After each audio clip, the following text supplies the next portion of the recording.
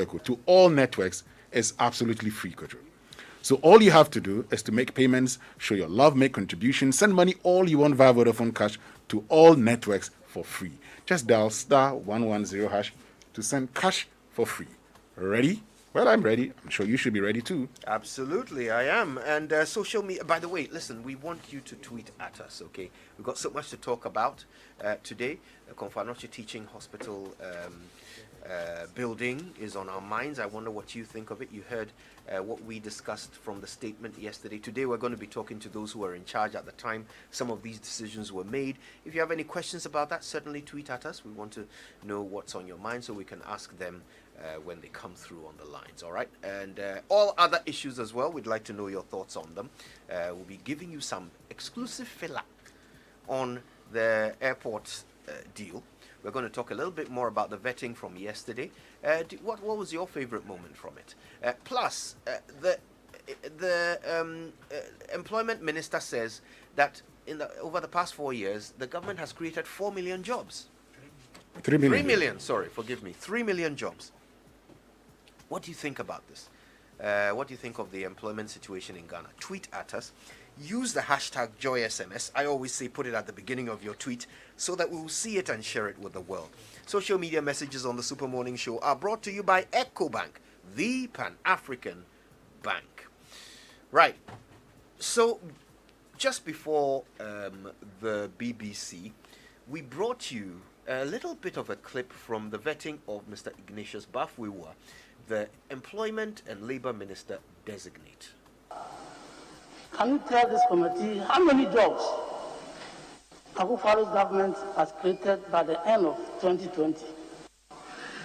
But on the number of jobs, yes, it is true. On 1st May 2018, I indicated that the government of Nana Addo Dankwa Akufo-Addo had created approximately 1 million jobs.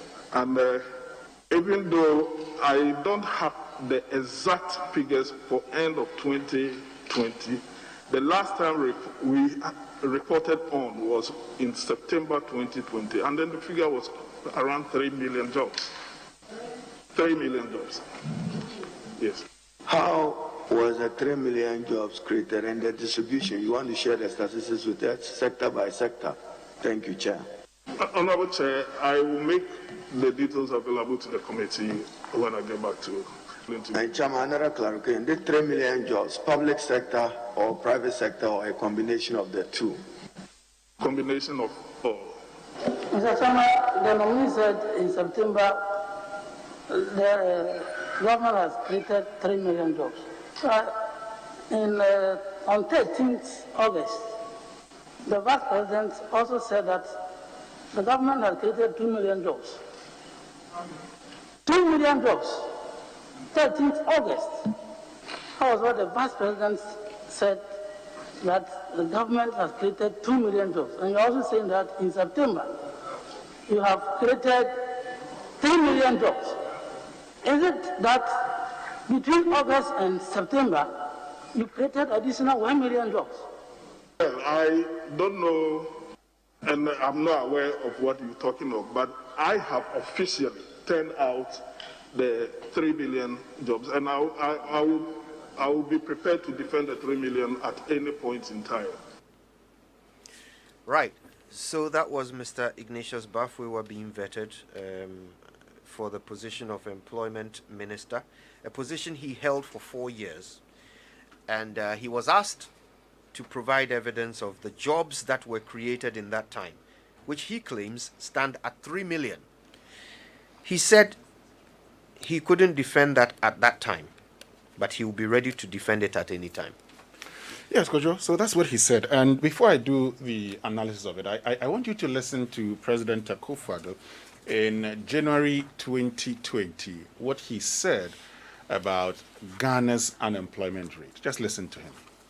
In addressing the issues of unemployment, we have, through the Nation Builders Corps initiative, put 100,000 graduates to work. Tens and tens of thousands of health workers who had graduated between 2012 and 2016 and were sitting at home twiddling their thumbs, numbering 54,892, have been employed, and 66,357 teachers have been employed since I came into office in 2017. Moving Ghana beyond aid means that we take effective measures to address widespread unemployment, especially amongst our youth. We are on the right path to do so. Public sector employment has increased by 350,000, and additional employment in the private, formal, and agricultural sectors amounted to nearly 2 million, with 1.6 million in the agricultural sector and 268,000 in the formal sector. The Ghana Living Standard Survey tells us that unemployment has fallen from 11.9% in 2015 to 7.3% in 2019. Okay, so that's President Akufo-Addo, and he says that the unemployment rate, according to the Ghana Living Standard Survey, reduced from 11.9 in 2016 to 7.3 in 2019. Now, these figures are very important because we'll be making reference to them. Now, let's get to listen to Ignatius Bafwewa on the 15th of August 2019, talking about the number of jobs that have been created. People who actually are not working and made efforts to look for work and did not obtain work summed up to 422,000, and in percentage terms, 3.7%. So, strictly speaking, these are the unemployed persons that we have on our hand. So, if you include all such persons who did not make effort but are in actual fact are not working because they have given up looking for work, their number is 417,500. So if you add that to those who are looking for work but are not getting it, the percentage then moves to 7.1%. So strictly speaking, we have two definitions of unemployment. We have the strict definition and we have the relaxed definition. If we apply the strict definition, the figure now then is 3.7. But then if we use the relaxed method, which includes all other persons that have given up and are actually not working but are not looking for work, the figure then comes up to 7.1%. In addition to the good news about a falling unemployment rate from 11.9% in 2015 to 7.1% in 2019, you will all agree with me that there has been a relatively stable and peaceful industrial atmosphere since January 2017. Great. That's Ignatius Bafwewa, Employment and Labor Relations Minister. At the time. At the time. Now, he's talking about strict definition. And the Ghana Living Standard Survey uses the strict definition. So I'm going to go for the strict definition because the strict definition is that you should be economically active and be looking for a job between the ages of 15 and 64 and be looking for a job. Right. And that if you're not between the ages of 15 to 64, you cannot be considered as unemployed because you would not be looking for a job. It's the reason why the economics of education is that sometimes when you have a lot of people in school, they wouldn't be looking for jobs. And so you can bring your unemployment rate down. Facts. And that's according to the ILO when it comes to the definition of the unemployed or those looking for employment. So, Kojo, this morning I was telling you about our population. I mean, those between the ages of 15 to 64 is estimated at 59.54%. Now, if you were to take Ghana's 59.54%. Now, if you take Ghana's population at 31 million, what you will get will be 18,457,400. So you are even going with the higher threshold of 31 million. Yes, right? 31 million. So that gives us for 59.54%. That's 18,457,400. Okay, so 18.46. Now, in 2015, and if I'm to use this figure, there was a talk of, those who were unemployed at the time. We had 11% unemployed, 11.9, that's like 12%. Okay. You'll be looking at numbers of 2,196,430. Okay. By 2019, when we say we've reduced it to 7.3 million, 7.3%, that would give you 1,347,390. 7.3%. 7.3% unemployment rate. Okay. Now, so this is And that comes to 1,347,390. So this is 2019 figures. Okay. Now, in 2019, the Agric Minister, Dr. Owusu Efri-Yakoto, said that government had created in excess of 2 million jobs. And I'm going to break it down for you. With planting for food and jobs. Yes, I'm breaking it down for you. 2017, 745,000. 2018, 794,000. 2019, 746,000. If you add all of these, it will give you 2,286,892. If you were to take our unemployment rate of, 2019, that is a 7.3%, it gives you 1,347,390. And you do the subtraction from this, you get a surplus of 939,502. So, did we export those jobs or what? Kojo, what I have sought to do in bringing out these figures is to show that if the numbers are anything to go by, we should be exporting jobs, and we should not be talking about nurses and teachers who are still picketing for jobs. I'm not going to, so all I have done is just to put the figures out. And even some graduates as well. So the figures say that if we had all of these, we should be exporting jobs because we have a surplus.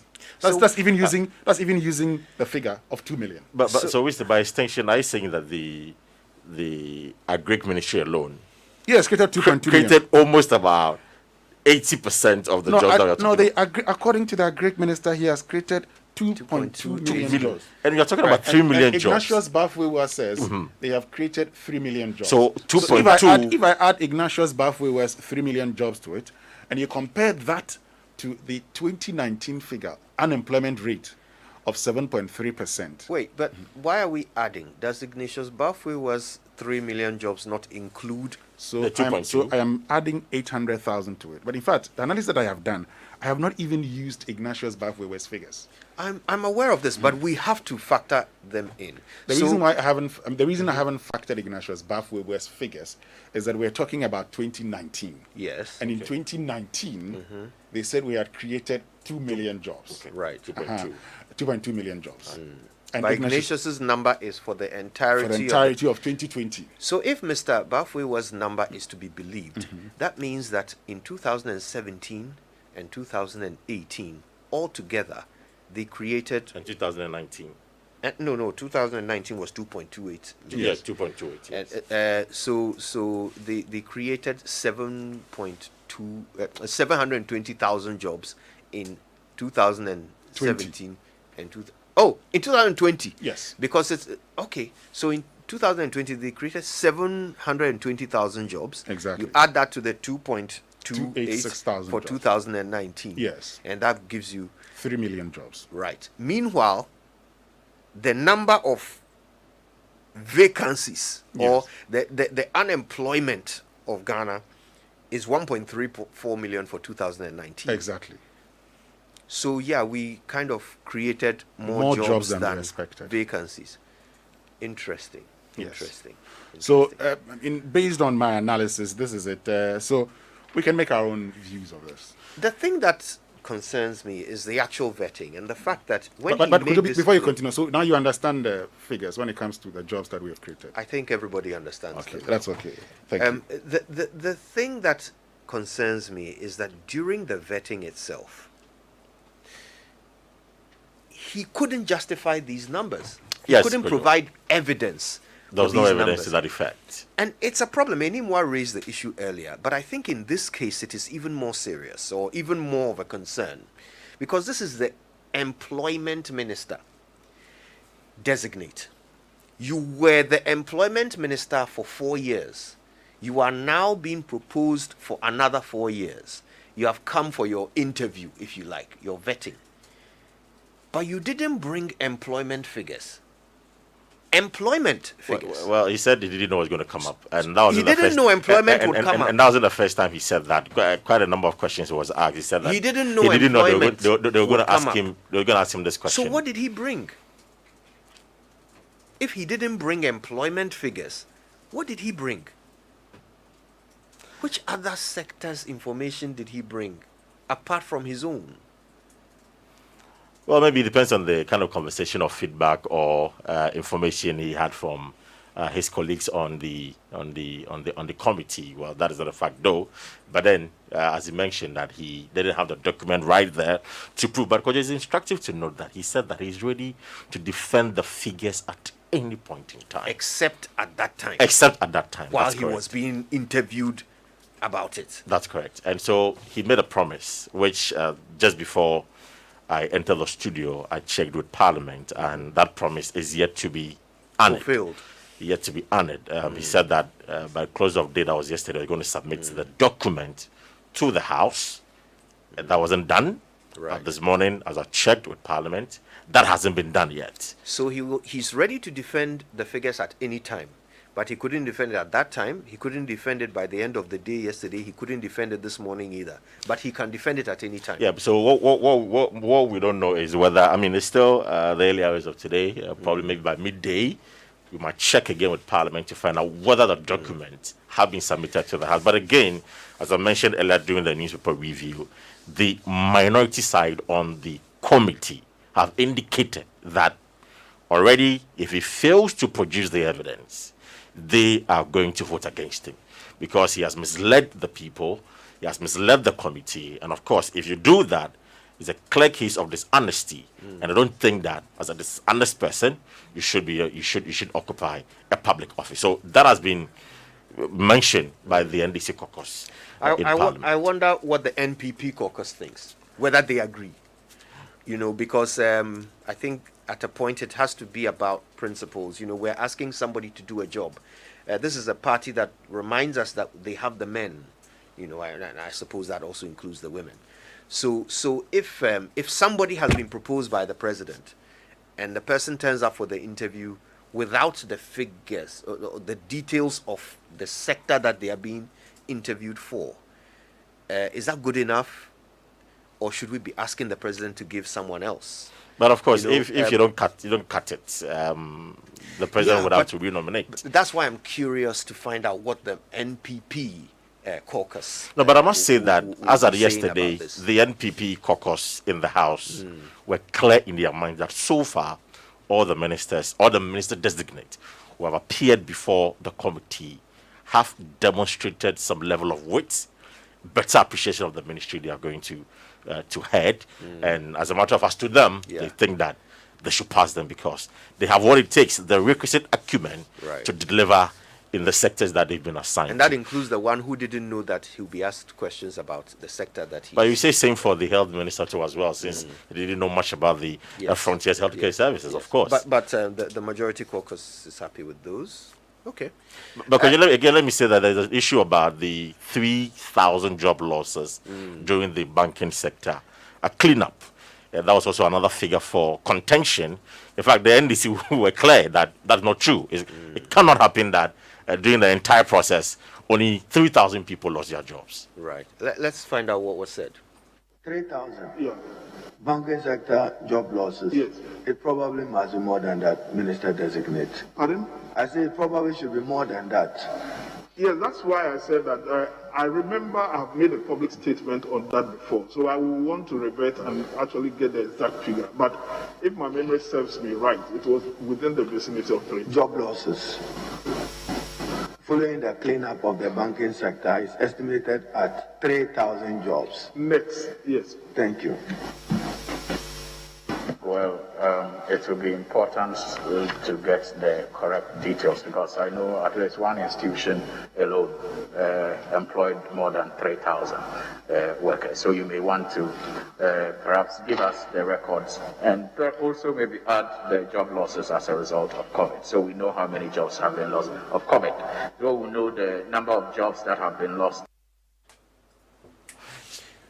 Okay, we haven't been able to independently verify those numbers, but Mr. Bafuwa was defending them. Yeah, so we are told that even this morning he's going to get that document to as well, the data, the figures, the correct figures, and then give it to the House. But then, again, let me just say that yesterday, Muntaka Mubarak made the point about, okay, where are they getting the figures of the 3 million?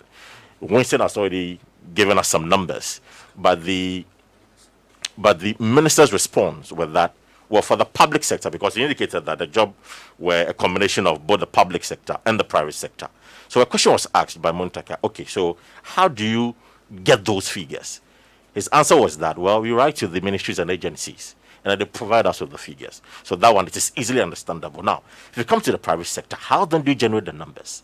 His answer was that he solely relies on the employment figures from SNITs, because in his own understanding, if you are working, you have to contribute. I mean, you have to give your SNIT contribution.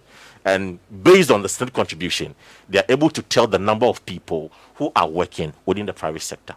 And Muntaka was clear that that is wrong.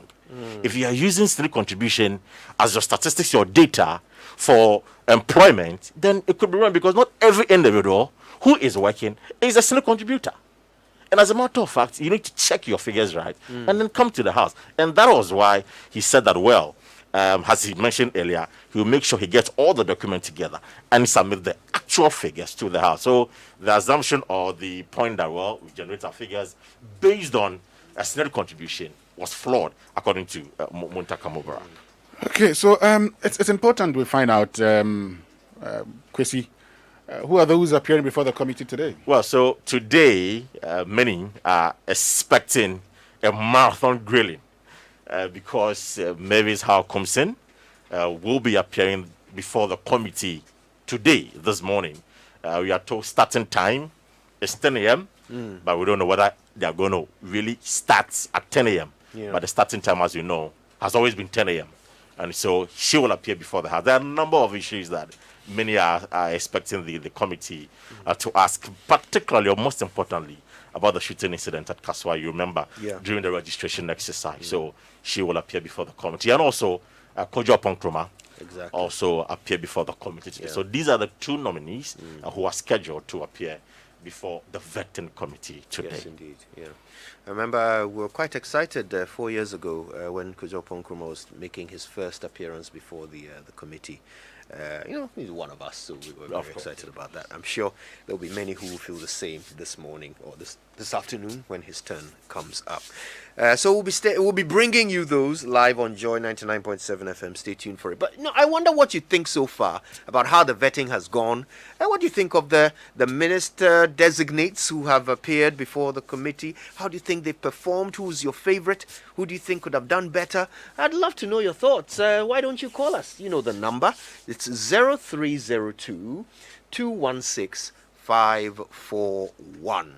That's 0302 216 541. And it's always exciting when we get first time callers, so I'm hoping that we'll get a few of you who are calling us for the first time today. Tell us what you think of how the vetting has gone so far. Who would you say is your favorite or star performer so far? And who do you think could have done better? Can't wait to hear your thoughts. And you can also tweet at us. Use the hashtag JoySMS, okay? Put it at the beginning of your tweets and say what you're thinking. And the squad here, they've got an eagle eye on the Twitter console, and so they will certainly let the world know what you are saying. Isaac is in Adenta. Isaac, good morning. Oh, did we lose Isaac? That's a pity. Good morning, Isaac. No? Okay, we've lost Isaac there. Sorry about that. But you can call us too. You know the number 0302 216 541. We're talking about the vetting. Who's your star performer so far? And who do you think could have done better? Let me just chip this in, and something of a concern. So the vetting of Sarah Adwoa-Safo, Minister Designate for Gender and Social Protection, lasted about an hour. Little over an hour. I know there's been concerns about, the fact that she's not, she's breastfeeding and all of that. I would have loved it, if we could have probably conducted the vetting via Zoom, particularly when Parliament is talking about only a third being in the chamber and the others joining via Zoom. That could have been done, so she could have answered a lot more questions in relation to her ministry. All right. Okay. Nee is in Tema. Good morning, Nee. Good morning. Yes, boss. Please, I want to add my voice concerning add my voice to Mutake's voice. Please go ahead. It is not everybody who is working as a contributor. I do agree with him that when you take into consideration NAPCO workers, all NAPCO workers are not same contribution. Yeah. So I do side with Mutaka that the minister declaring what is wrong. Thank you very much. Thank you, Nee. Richard is in Accra. Good morning, Richard. Yeah, good morning, Kojo. How are you? I'm very good, thank you, Richard. So, vetting so far, how? Well, so far so good. Governor Adame cut the line for me. I mean, so far, his vetting has been the best that I've experienced. And with the ministers who do not have information, well, I think they could do better. But is it not strange that Joy FM also assessed the health minister with police hospital, military hospital, not knowing that they don't come under him directly? Well, I think that's not the only things we assessed him with. And yes, but it was based on that it's called him. So I mean, no, it wasn't. And after that's when he came to clarify it. I've not heard anything from Joy FM, to that effect. I think it should be fair. I mean, just come back and say that yes, we're wrong, and then educate. My brother, it would be fair if you actually had listened. Then you could have commented accurately, because it's not true that we scored him based on those hospitals. Already you are mistaken. I wasn't even on the show that day, so you didn't listen. Please set him straight. Yes, so let me just say this, that in assessing the health minister, we used the handling of COVID-19, okay? We also used the very reason the president appointed him to go into the health ministry and ensure that he's able to deal with the financial matters of the health ministry. And we said that based on the handling of the health ministry, particularly in the management of COVID, which we felt started very well, but did not end very well, we also talked about the plan to build 111 hospitals, which the health minister talked about. And in the 111 hospitals, we talked about the fact that the president had indicated it was going to start in 2020, and within 1 year it would be completed. Now, he was supposed to lead it. Since that has not been done, we felt that the health minister did not perform as was expected of him. And let me say that on that day, yes, one of the analysts made a point about the Bank Hospital and the Maritime Hospital. And the point that was made was that we're expecting these hospitals to be brought under the control of the health ministry to make it more functional. So when hospitals become functional, for instance, you would understand that they get to liaise with the health ministry, they get to liaise with government, and so if they have to be on the National Health Insurance Scheme, they'll use the National Health Insurance Authority, which are agencies under the health ministry, and we felt that these things could be done. And that is how come the assessment was made. Thank you very much. Thank you, Winston. And I mean, let's all at least listen and be aware of what we're commenting on. It's more helpful, so you don't end up misinforming people. Eddie is in Dansoman. Good morning, Eddie. Yes. Good morning. Eddie. Thank you for calling us. Good morning, Joy FM. Yes, sir. Yeah, could you not appoint them? Yeah, me not do more Brady now, sir. All right. I do my COVID in the soon, but there will be. Yeah, could you take on this morning? I think that the minister gave some numbers, but then he was asked by sector, which is the private or government. I think that's where the issue was coming from. So if sometimes we say that he doesn't have numbers, he does, because he mentioned the 3 million as close to last year. But then breaking it down was an issue. So I think that if he comes up with a breakdown, he'll be able to sail through. But if he doesn't, as much as I sympathize with the minister, sometimes we need to hold them accountable. They must account to us, and they must do what is expected of us. So they should not just throw numbers or say anything.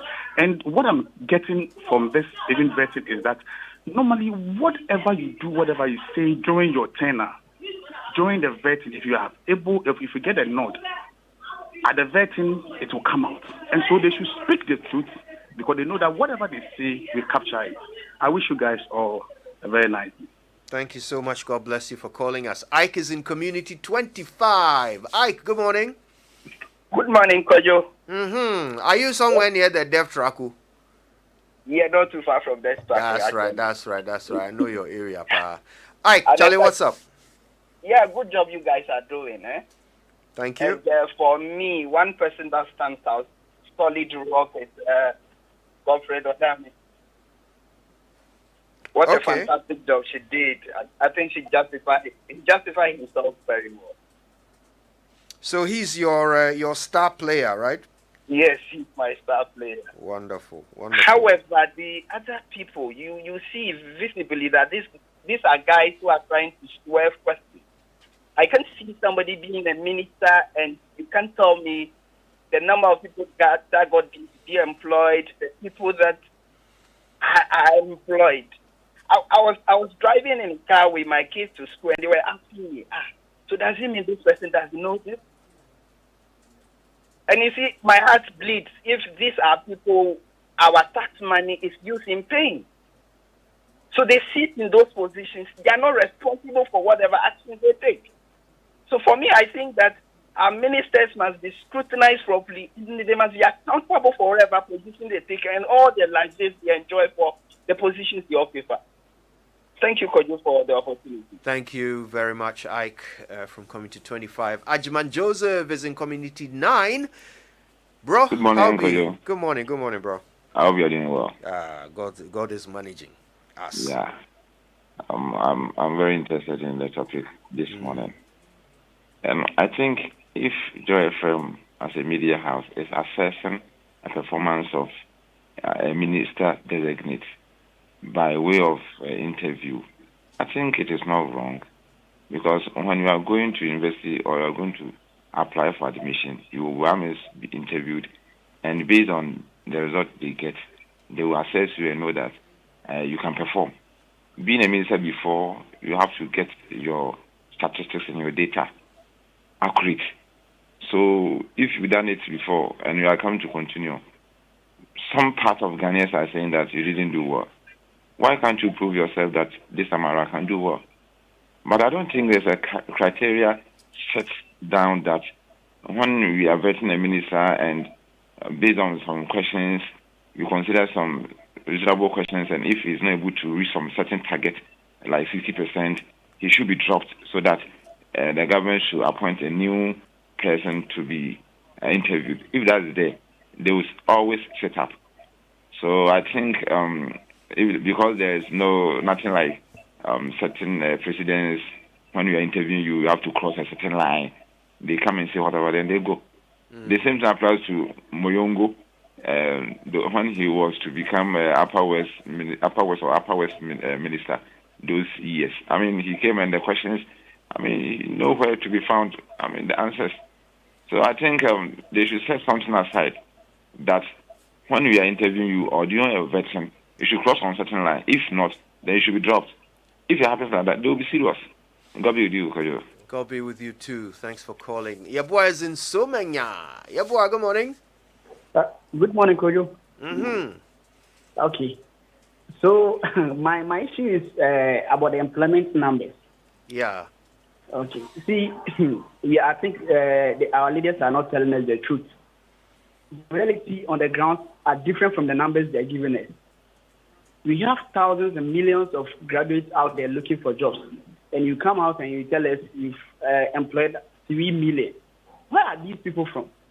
And I beg you, you guys should go on the ground to check and get these figures, because I think what the leaders are telling us are wrong. And I don't know where they are manufacturing their numbers from. Please, I think, Joy, you can do much better of these things than what they are doing. Thank you. Thank you, too. Ebusa Jackson is in Cape Coast. Bro, what's the name? Kojo Nyamina Dumo. Nampocho, what are your thoughts this morning on the vetting? Yeah, Kojo, for me, I'll go for education. That man deserved that position long time ago. But I want to appeal to him to rethink about our children, the children who are 5 years in the school. They have to rethink about it. Thank you. Thank you very much, Mr. Busa Jackson, calling from Cape Coast. And you can call as well, 0302-216-541. Let's go to Kumasi and talk to George. Hi, George. Good morning. Yeah, good morning, Kojo. What are your thoughts on the vetting? Kojo, I hope you are fine. I'm very well, thank you, George. Yeah. I'm also going in for the Attorney General. Okay. He have performed well. But, Kojo, one thing is that this vetting will go all right. And at the end of the day, some will not perform. But government will use his power to give that position to that person. For example, Boatia Jaku, if you recall, last vetting, Boatia Jaku have done something and then the issue have been raised. But he has been appointed. At the end of the day, he has bring a heavy debt to the country. If I'm lying, correct me. For the power sector, he has bring a very huge debt to the country right now. So my issue is, they will be vetted. Some will not qualify, but the government will use its power to employ them. At the end of the day, it comes against the country. Thank you very much. Thank you for calling us. And that was our last caller, George from Kumasi. We'll talk about other things later and see if we can open the lines and hear some more of your thoughts and views. For example, coming up next, Konfanochi Teaching Hospital, the maternity block, which has been, 44 or 45 years in the making. We're now hearing that in order for us to go forward, we must go backwards. We must demolish what is there and build something else. Because what is there was not built according to the drawings. Who does that? And why? Let's see if we can find out together when we come back from these messages. Massa, make you go. We need to go to the bank first before we go and pay for the things. Time no day like that too. Relax. Everything dey in my hand inside. Massa, we need to get the cash. Forget the cash. See, transfer, payment. I dey use the Cow Bank app. No stress. That's slow for me. I still forgo my bank. I don't have account for Cow Bank.